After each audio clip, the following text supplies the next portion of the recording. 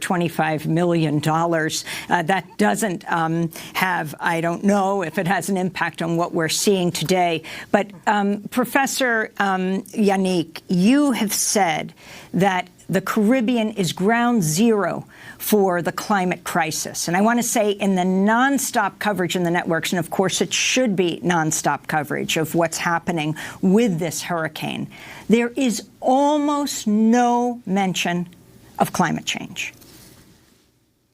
Yes, well, good morning, Amy. Good morning, Juan. Thank you for having me again. The truth is that these storms that are hitting the Caribbean with this intense magnitude are historic, unprecedented, and these storms are man-made storms. When I was growing up in the Caribbean, we would get really dangerous storms once a decade, and now we're beginning to see them regularly. The Virgin Islands was hit by 2 Category 5 storms only 2 years ago, while President Trump indeed was our president. Category 5 storms, Irma and Maria in 2017.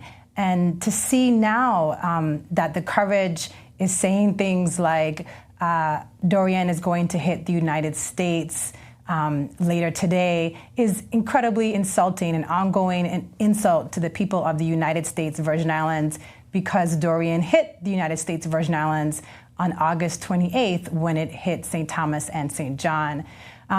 It's, as Dr. Campbell said, it is quite ironic and saddening that the people who are most vulnerable to these man-made storms are the ones who in all cases are not the contributing factors to the carbon emissions that are causing these storms. These storms are being caused in huge part because of capital, U.S., North American capital, and places like the Virgin Islands and the Bahamas are the ones that are most vulnerable to these things.